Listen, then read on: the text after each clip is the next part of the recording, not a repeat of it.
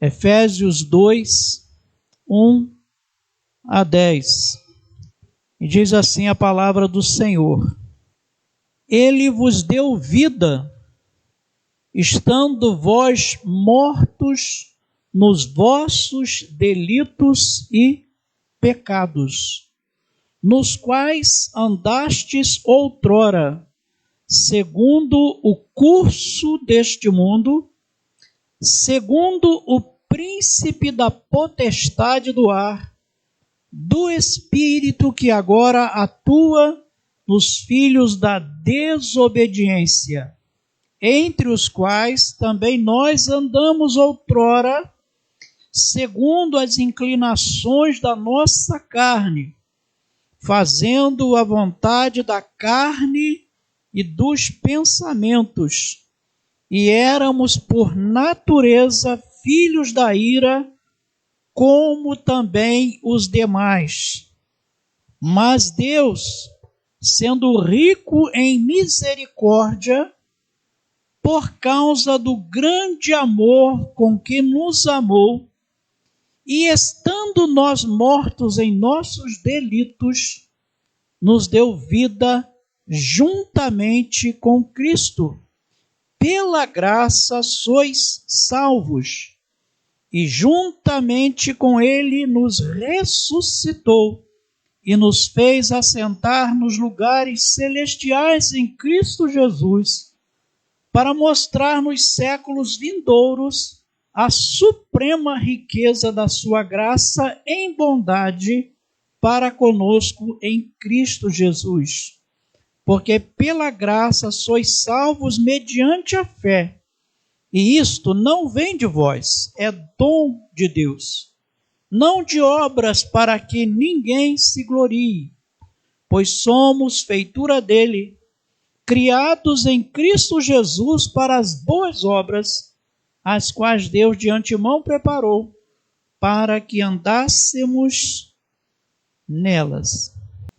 Com certeza, temos aqui uma boa tradução do texto em língua original.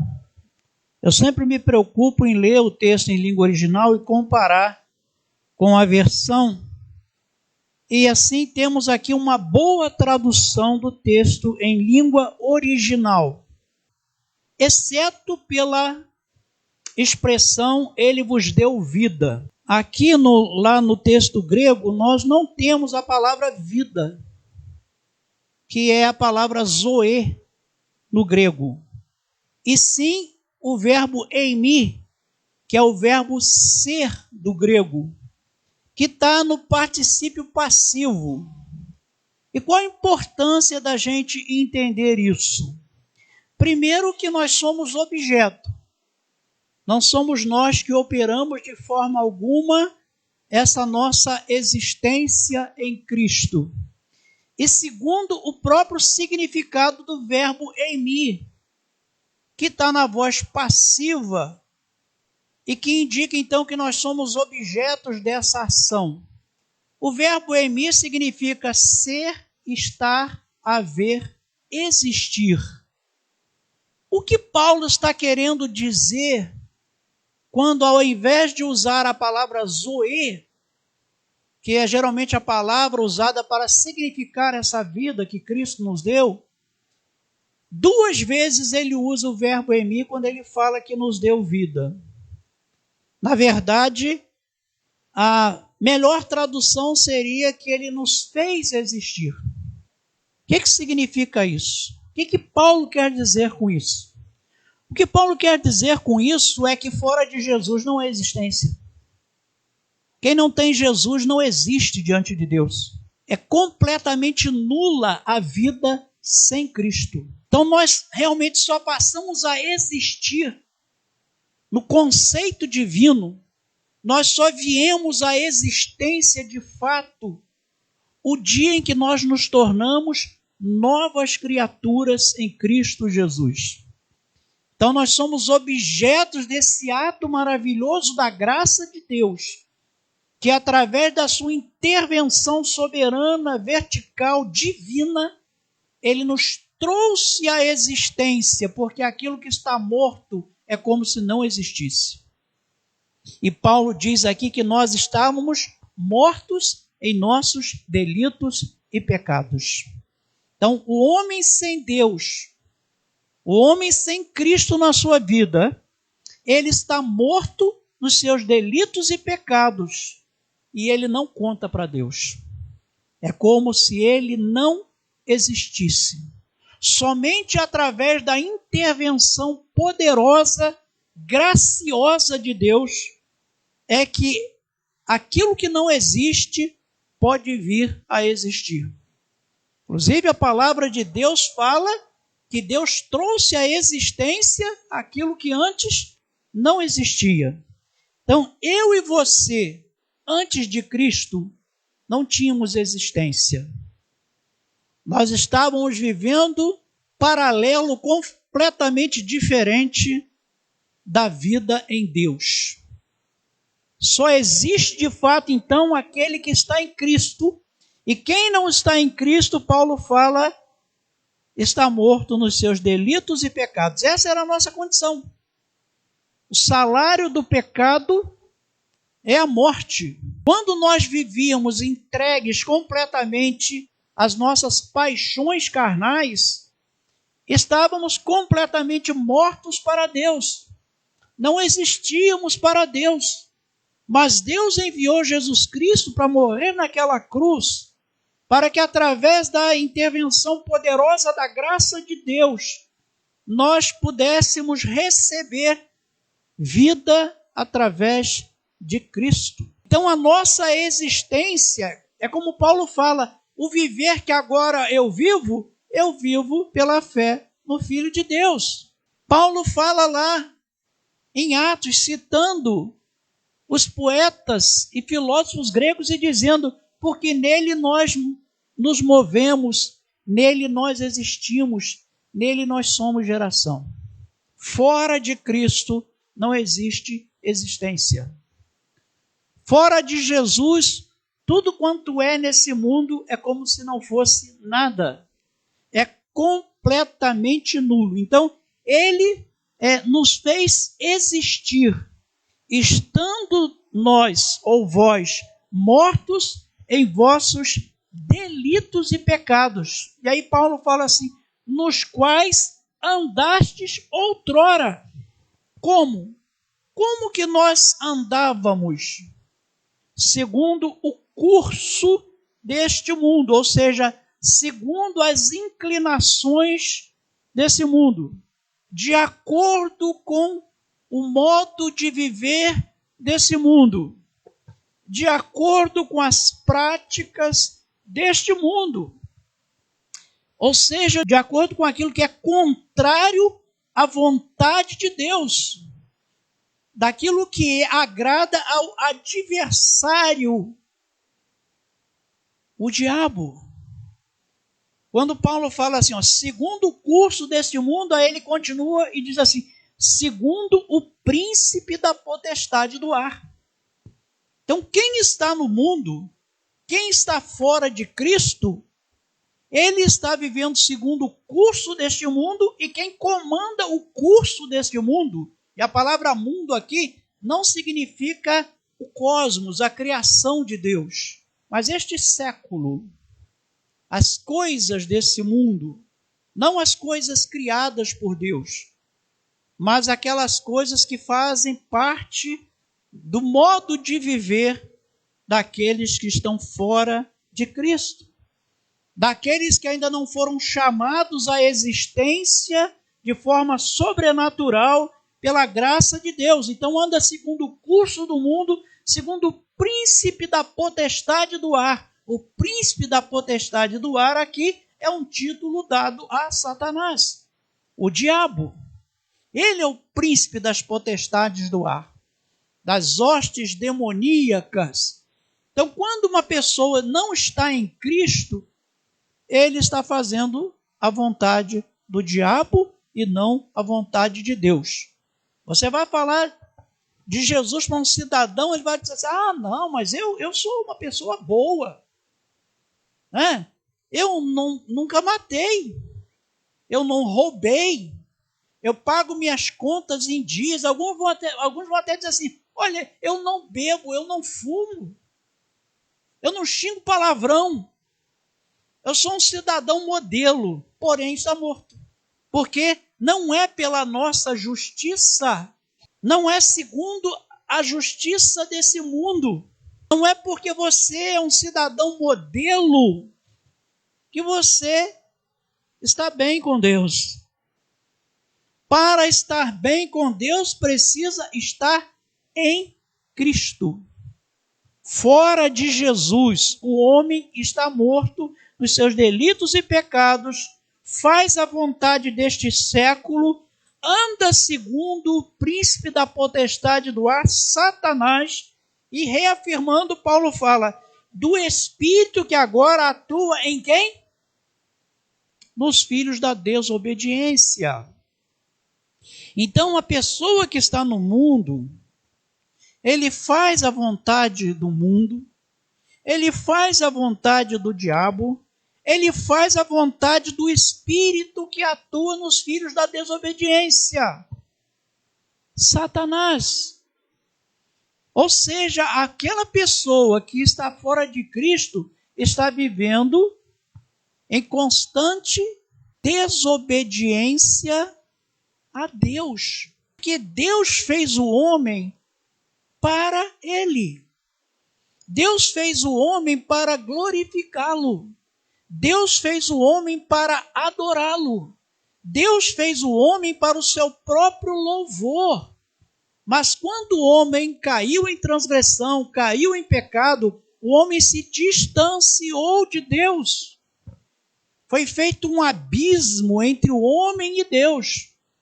Por isso que Jesus é chamado na Bíblia de sumo pontífice. O sumo pontífice, irmão, não é o Papa, não. O sumo pontífice é Jesus de Nazaré. Ele construiu uma ponte sobre este abismo, pela qual nós podemos nos achegar a Deus. Sumo pontífice literalmente significa aquele que é o melhor e maior construtor de pontes. Jesus de Nazaré. Ele é o nosso sumo pontífice, ele é o bispo da nossa alma, ele é o nosso pastor, ele é o nosso redentor, ele é o nosso salvador, ele é o nosso Deus vivo que encarnou-se. E é através de Cristo que nós nos achegamos a Deus, que nós saímos da desobediência, que nós saímos da subserviência a Satanás para servir a Deus. Paulo fala em Filipenses que Deus nos arrancou, nós somos arrancados com violência do império das trevas e transportados graciosamente para o reino do Filho do amor de Deus. Foi preciso uma poderosa ação divina, uma violência, porque por nós mesmos jamais nos achegaríamos a Deus.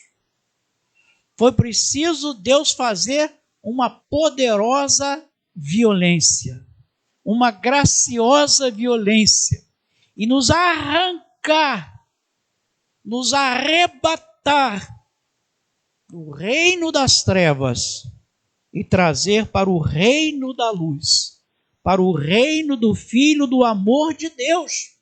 Caso contrário, permaneceríamos mortos em nossos delitos e pecados, andando no curso do mundo, obedecendo a Satanás e vivendo segundo o príncipe das trevas, que atua nos filhos da desobediência.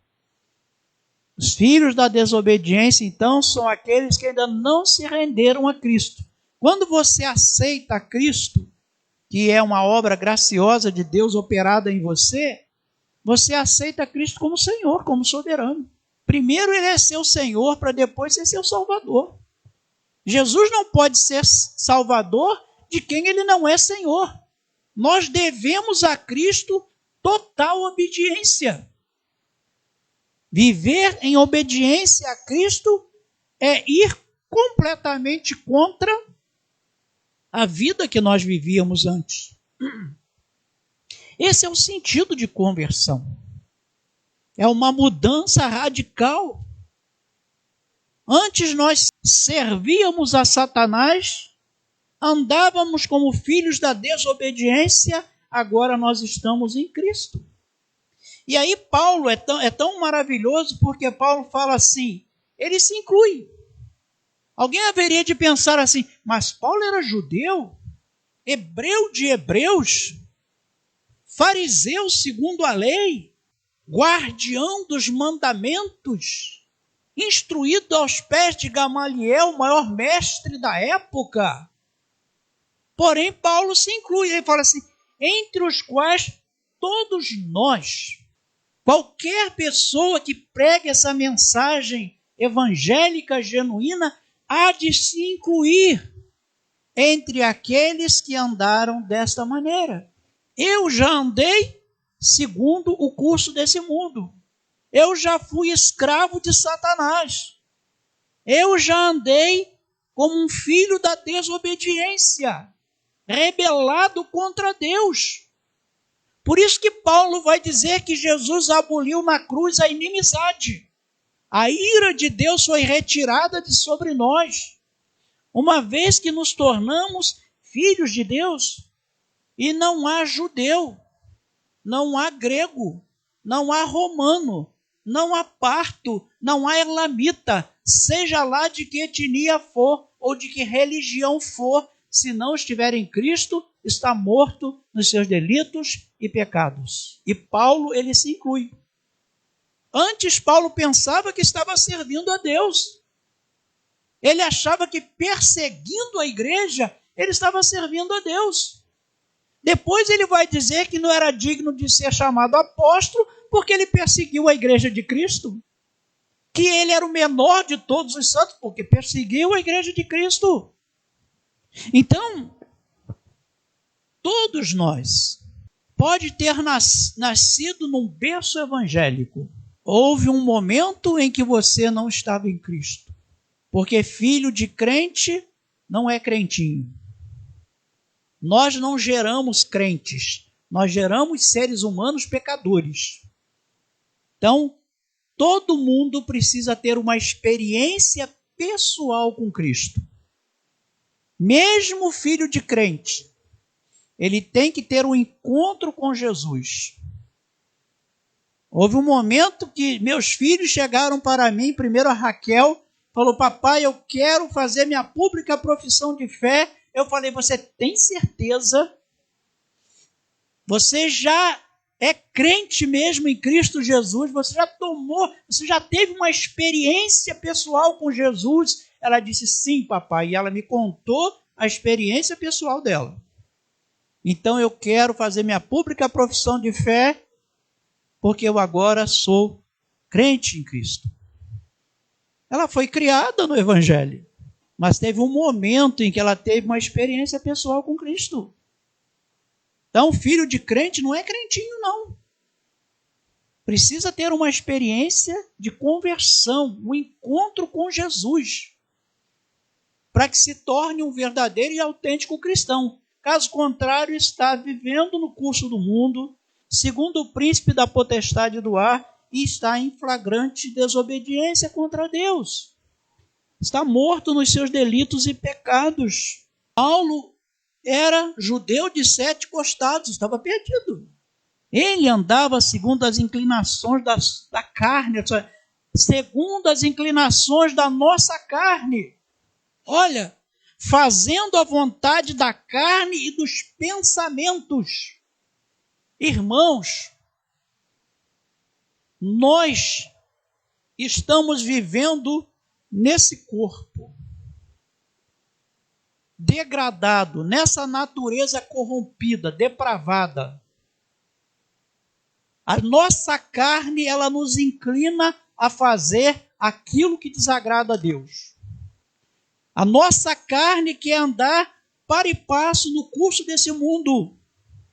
A nossa carne está mais inclinada a fazer a vontade do diabo do que a vontade de Deus. Essa é a verdade. Nós fomos vendidos à escravidão do pecado. Por isso, Paulo fala que a gente tem que subjugar a carne. Precisamos que o Espírito Santo nos ajude.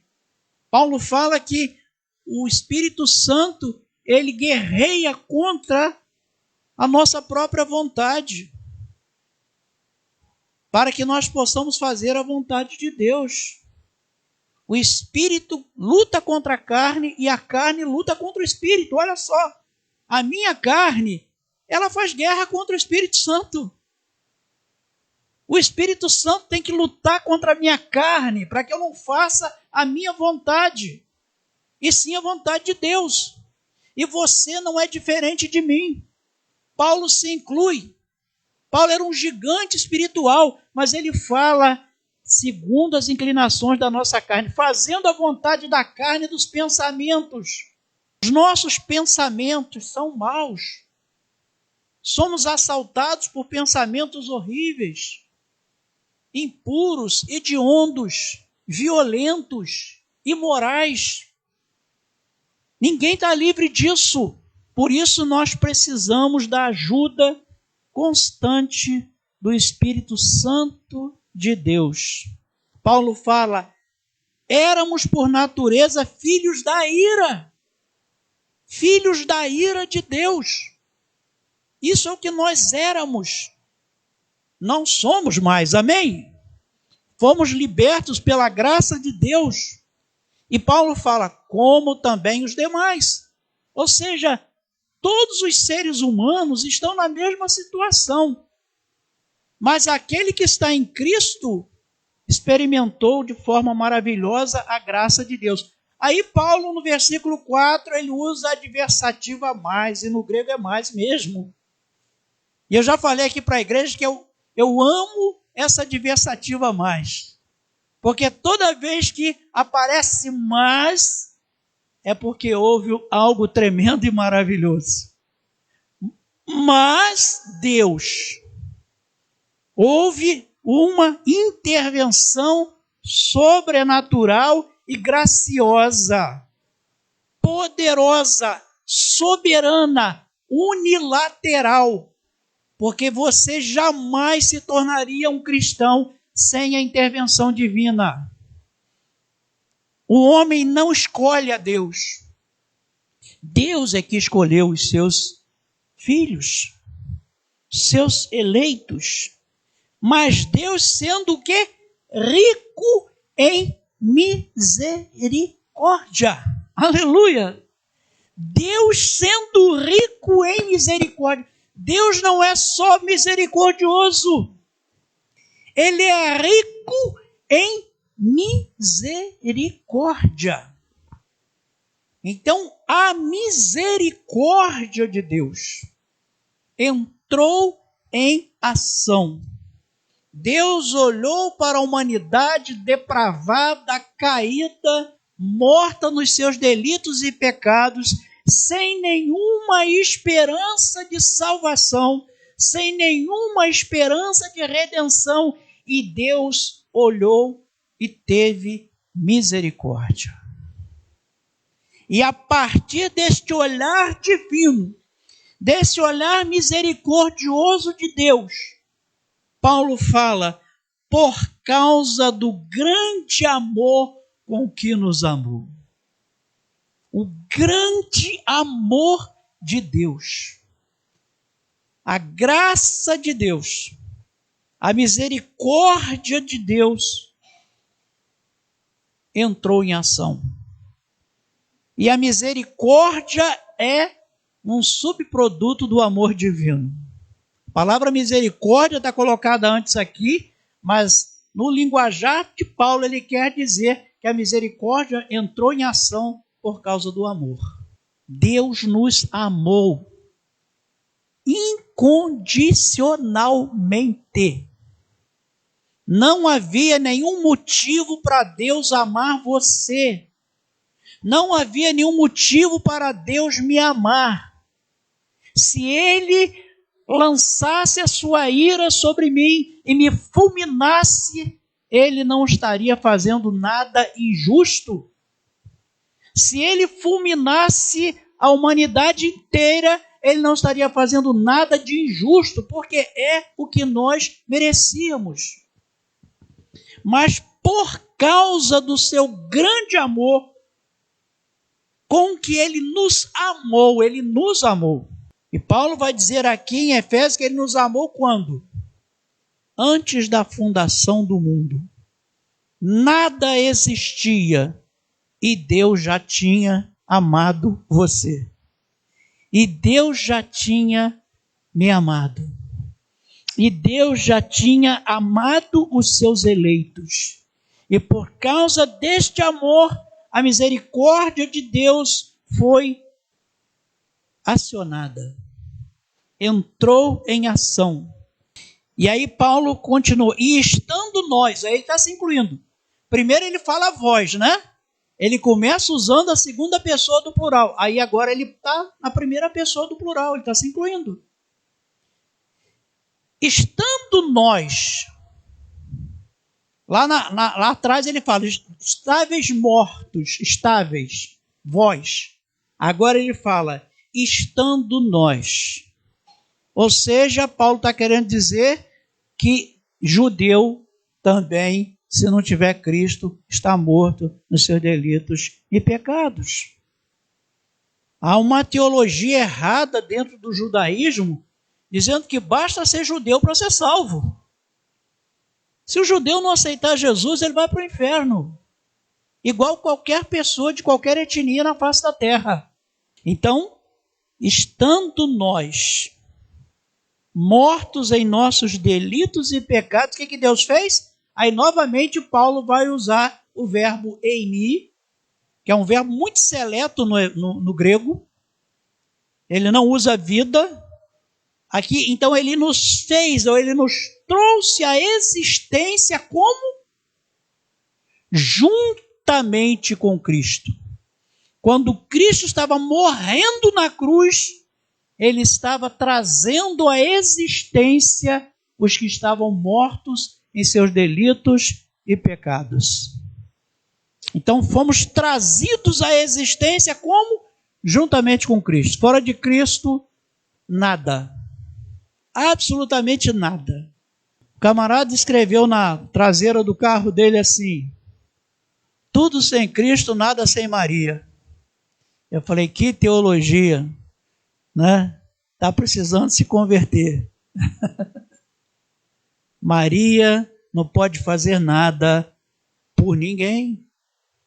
Maria está aguardando a ressurreição dos santos, porque era uma serva do Senhor.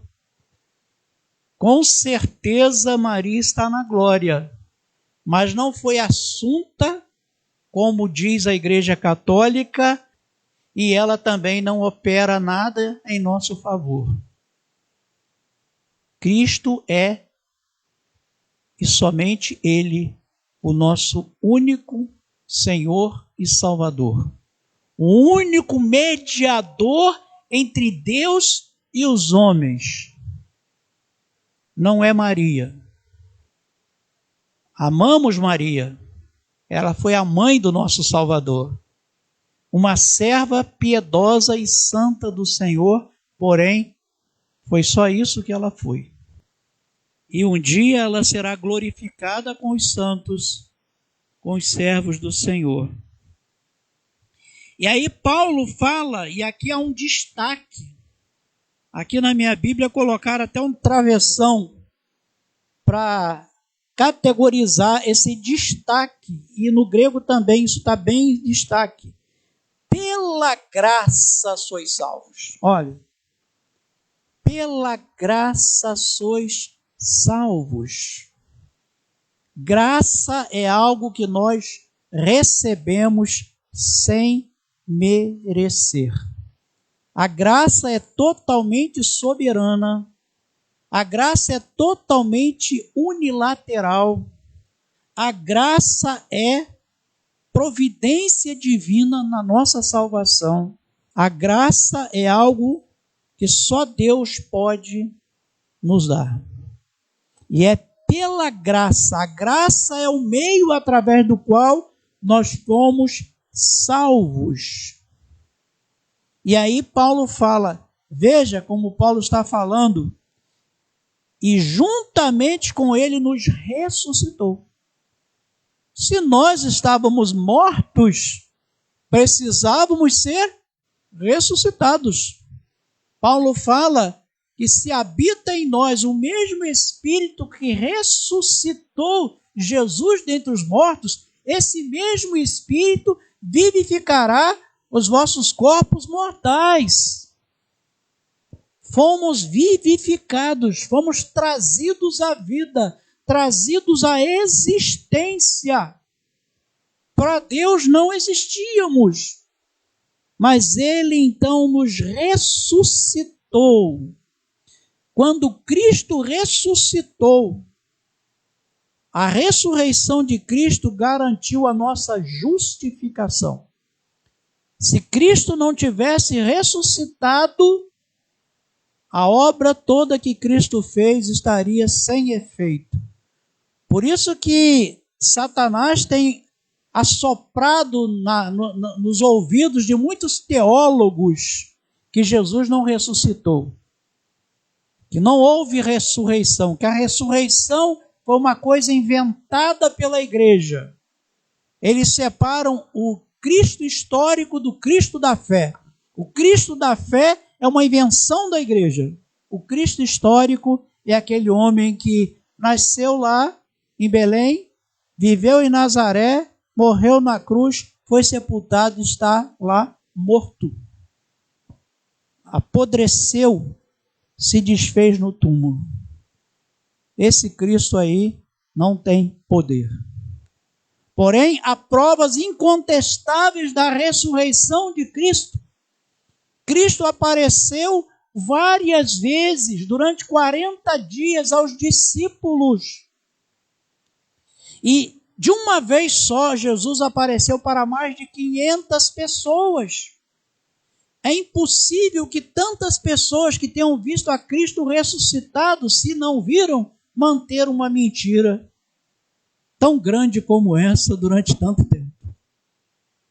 Segundo os argumentos forenses, quando você tem muitas testemunhas de um fato relatando aquele mesmo fato como verídico, é irrefutável o fato.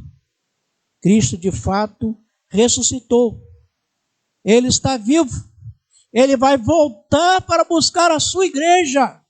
Igreja que ele comprou com o seu sangue precioso, com o seu sangue puro e carmesim. E aí Paulo fala uma coisa maravilhosa aqui.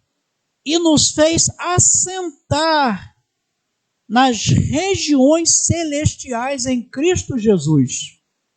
A palavra regiões celestiais aqui no grego é apuranós. Quer dizer, em cima nos céus.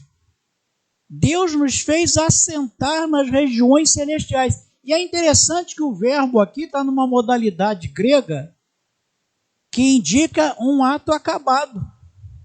Paulo não está dizendo aqui que a gente vai assentar. Nós já estamos assentados nas regiões celestiais em Cristo Jesus. Amém? Para Deus, isso já é um ato consumado. Já é algo feito. Aquele que está em Cristo, pela fé, está assentado nas regiões celestiais em Cristo Jesus. Agora existe um propósito dessa nossa posição espiritual em Cristo. Você que está assentado nas regiões celestiais em Cristo Jesus, qual é o propósito disso? Olha o que Paulo fala no versículo 7. Para mostrar nos séculos vindouros a suprema riqueza da sua graça. Essa é a missão da igreja. Essa igreja que está assentada nas regiões celestiais em Cristo Jesus. Por isso mesmo ela não pode ser abalada. Por isso Jesus diz que as portas do inferno não podem prevalecer contra ela, porque ela já está assentada no lugar de vitória. Ela já está assentada nas regiões celestiais em Cristo Jesus e de lá ninguém a pode derrubar. Essa igreja tem uma missão. A missão dessa igreja é mostrar nos séculos vindouros a suprema riqueza da graça de Deus. Como que a igreja vai fazer isso? Como? Proclamando o Evangelho. E a igreja está cumprindo a missão. Porque senão nós não estaríamos aqui. Quantos séculos já se passaram e a igreja permanece firme, proclamando o Evangelho. A igreja continua mostrando, através dos séculos, a suprema riqueza da graça de Deus, em bondade para conosco em Cristo Jesus. Quando o crente fala da graça de Deus, algo tremendo e maravilhoso é que ele pode dizer assim: eu sou objeto dessa graça. Eu vivi nesse mundo perdido, sem Deus, com meu coração rebelado contra Deus. Hoje eu proclamo o Evangelho. Hoje eu falo desse Deus que antes eu era revoltado contra Ele. Esse Deus cuja ira estava sobre mim. Eu estava morto nos meus delitos e pecados, mas agora eu sou uma nova criatura em Cristo. Essa é a maior força da proclamação. É quando você dá o testemunho do que Deus fez na sua vida. Você foi objeto dessa graça maravilhosa. E aí no versículo 8, Paulo vai dizer, esse versículo quase todo mundo sabe de cor: pela graça sois salvos. Então, como fomos salvos? Pela graça. Graça é favor imerecido. A salvação, ela é monergista. A palavra monergismo vem de mono, que é um, e ergo, que é força, trabalho. Ou seja, é o trabalho de um só. Quem foi que fez esse trabalho? Deus. A salvação é monérgica. É uma ação completamente divina, é um trabalho de Deus. Não tem nada a ver com você e comigo, a não ser sermos objetos dessa obra graciosa de Deus. Porque pela graça sois salvos mediante a fé. Aí o crente vai, tá vendo? Eu criei, por isso é que eu fui salvo. A fé, ela entra aqui como algo que é fruto da própria graça. Porque Paulo vai dizer assim: e isto não vem de vós, é o quê? Dom de Deus. Quem foi que colocou a fé no coração do crente para ele crer? Foi Deus. E quando Deus fez isso, a graça já agiu. Outra coisa, quando você creu, você já estava regenerado. Já tinha sido ressuscitado, porque morto não pode crer em nada. Morto não toma decisão. Hein? Alguém, porventura, vai consultar um morto para saber se pode fazer ou não fazer alguma coisa? Morto está morto. Então, primeiro Deus nos ressuscita, nos regenera, aí Ele põe fé no nosso coração, e aí nós cremos e confessamos com a nossa boca que Jesus Cristo é o Senhor. Amém? Obra totalmente divina. Não tem nada a ver comigo e com você. Deus faz tudo e nós somos objetos dessa graça maravilhosa. E Paulo, para reafirmar seu pensamento, ele fala: não de obras, para que ninguém se glorie. Essa palavra também pode ser traduzida aqui, se vanglorie. Porque o homem, se ele pudesse operar a própria salvação, Deus não teria glória nenhuma nisso. Ele dizia: não, eu estou salvo porque eu sou bom. Eu fiz tudo certinho. Então, por isso, Deus não fez mais do que a obrigação de me salvar. Mas não é assim. Não é de obras para que ninguém se glorie. Se você perguntar para um crente assim: você tem certeza da sua salvação?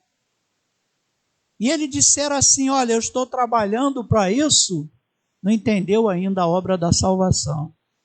Se ele responder: Deus é quem sabe, ainda não entendeu a obra da salvação. Aquele que é salvo é convencido pelo Espírito Santo que está salvo. Se você perguntar para um verdadeiro salvo: você está salvo? Ele vai dizer: sim, pela graça de Deus eu estou salvo. eu não serei salvo, não estou sendo salvo, eu estou salvo pela graça de Deus. Amém? Você tem que ter essa convicção no seu coração. Você tem que ter essa convicção espiritual de que você é um salvo em Cristo Jesus, pela graça de Deus. Essa graça que, segundo a fé reformada, é irresistível. Não tem como o homem resistir à graça de Deus. Em Romanos 9 está escrito: resistirá o homem a Deus? Quem jamais resistiu à sua vontade? Quando Deus intervém na vida de uma pessoa, não tem como ela resistir. Ela tem que render-se à graça maravilhosa de Deus. E por fim, o versículo 10, que ainda é parte da nossa missão, e mais uma vez, para que nós não andemos dizendo por aí que nós fizemos e acontecemos, Paulo diz assim: pois somos feitura dele, criados em Cristo Jesus para quê? Para as boas obras. Você foi criado novamente em Cristo Jesus, uma nova criação. Por isso nós somos uma nação santa, sacerdócio real, povo de propriedade exclusiva de Deus, porque fomos comprados. Então, nós somos feitura dele, criados em Cristo Jesus para as boas obras. Você foi criado para fazer boas obras. A finalidade nossa nesse mundo é fazer o que é certo, é fazer o que é bom, é fazer o que agrada a Deus, vivermos de tal maneira que agrademos a Deus. Mas até isso Deus já preparou. Olha que Paulo fala na segunda parte do versículo: as quais Deus de antemão preparou para que andássemos nelas. Então, até as boas obras que você vai executar, que você vai fazer, Deus já preparou. Deus já de antemão, veja bem, de antemão preparou. Ele já sabe o que você tem que fazer e ele vai te conduzir como servo obediente, subserviente a Deus, fazendo aquilo que Deus já separou para você fazer. Cada um de nós tem obra para fazer. E essas obras já foram separadas por Deus. Por isso, a única coisa que o crente deve perguntar para Deus é o seguinte: Senhor, o que tu queres que eu faça? O que o Senhor quer de mim? Onde eu devo trabalhar a obra do Senhor? Ninguém, irmãos, nenhum crente, nenhum cristão foi chamado para ser um mero espectador no reino de Deus. Por isso nós somos chamados de servos. Servo serve, servo trabalha para o seu Senhor. Que Deus nos fortaleça, porque fomos objetos dessa graça tão tremenda e tão maravilhosa. Ele nos trouxe da morte. Nós não existíamos, agora nós existimos em Cristo Jesus. Somos novas criaturas, criados em Cristo Jesus para as boas obras, as quais Deus já preparou para que andemos nelas. Amém? Isso tudo é obra de Deus em nós e através de nós.